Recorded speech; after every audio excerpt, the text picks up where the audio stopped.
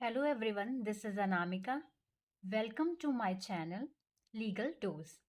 Today we are discussing important terminology of Indian Penal Code, which is passed in 1860 and came into force in 1862.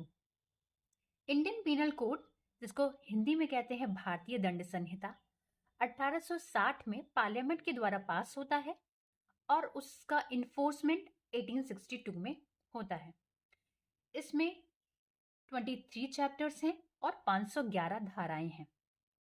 Now we are coming to important terminology. What is movable property? Movable property intended to include corporeal property of every description. It means any property which is in physical form is known as movable property. कोई भी property जो भी physical form में है उसको हम movable property में include करेंगे। For example vehicle, jewellery, books, timber. जो लैंड होता है, लैंड पे जो भी स्टैंडिंग टिम्बर होती है उसको हम मूवेबल प्रॉपर्टी में काउंट करते हैं।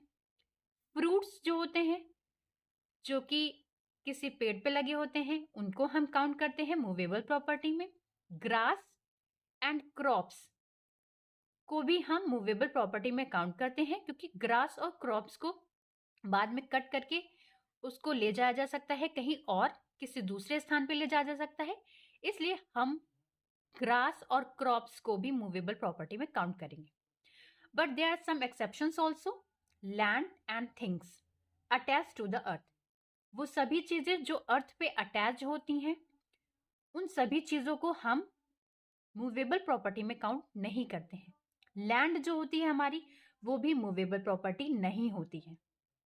और permanently fasten to anything attach to the earth, और वो सभी चीजें जो अर्थ में बहुत तेजी से जकड़ी हुई होती हैं और भूबद्ध होती हैं, जिसका अर्थ से बहुत ज्यादा कनेक्शन होता है और हम उसको अर्थ से अलग नहीं कर सकते हैं, ऐसी सभी प्रॉपर्टी भी हम मूवेबल प्रॉपर्टी में काउंट नहीं करते हैं।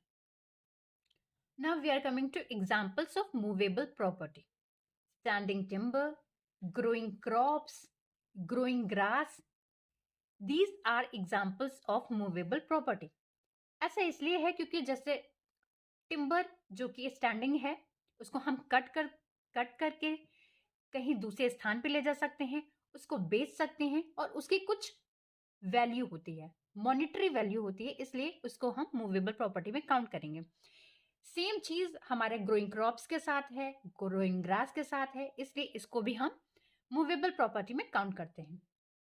Things placed on land but capable of being shifted, और हर वो चीज को भी हम मूवेबल प्रॉपर्टी में काउंट करेंगे which is placed on land, जो कि प्लेस तो है लैंड पे बट उसको हम कहीं दूसरे स्थान पर शिफ्ट कर सकते हैं। If it is being shifted it is known as movable property. Next is government promissory notes. तो गवर्नमेंट के द्वारा जो हमें प्रोमिसरी नोट्स दी जाती है, वो भी हमारी मूवेबल प्रॉपर्टी में काउंट होती है। Now we are begin with an important other concept which is wrongful gain. wrongful gain को हिंदी में कहते हैं सदोष Abhilash. wrongful gain is gain by unlawful means of property to which the person gaining is not legally entitled. wrongful gain क्या होता है? अगर किसी पर्सन ने अनलॉफुल तरीके से किसी प्रॉपर्टी को गेन किया है, किसी प्रॉपर्टी को अचीव किया है, लेकिन वो जो मीन्स है, जिस मीन्स से उसने प्रॉपर्टी को अचीव किया है, वो लॉफुल नहीं था। फॉर एग्जाम्पल उसके पास प्रॉपर डॉक्यूमेंट्स नहीं है, और अगर उसने गलत मीन्स से प्रॉपर्टी अचीव की है, फ्रॉडुलेंटली अचीव की है, और वो पर्सन जो पर्सन गेन कर रहा है प्रॉपर्टी, वो लीगली इंटाइटल्ड नहीं है, तो इस प्रकार का जो प्रॉपर्टी गेन होगा उसको हम रॉन्गफुल गेन कहेंगे। For example there is a person A and A acquires a property. This property, if a person A achieve this property by fraudulently, or if it has no legal documents, अगर उसके पास legal documents नहीं हो, या फिर documents ना हो या फिर उसने फ्रॉडुलेंटली किसी प्रॉपर्टी को अचीव किया हो, इस केस में ये प्रॉपर्टी होगी, इस पर्सन के द्वारा जो गेन की हुई प्रॉपर्टी होगी, इस प्रॉपर्टी को हम अनलॉफुल गेन कहेंगे. Now we are coming with another important terminology, which is wrongful loss.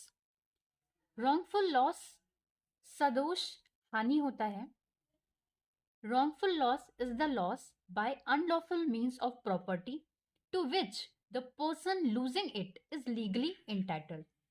It means कि जो person है, if a person is legally entitled to a property, लेकिन उस person ने अपनी प्रॉपर्टी को अनलॉफुल मीन्स की वजह से अगर वो प्रॉपर्टी वो इंसान लॉस कर देता है, तो उसको कहते हैं सदोष हानि, या इंग्लिश में कहते हैं wrongful loss.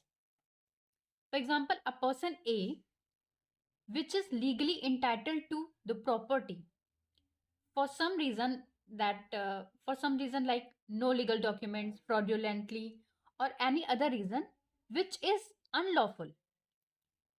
If a person A loses his property, if he loses his property, then it is known as wrongful loss. आज की वीडियो में इतना ही. नेक्स्ट वीडियो में हम डिस्कस करेंगे कुछ अदर इम्पोर्टेंट टर्म्स.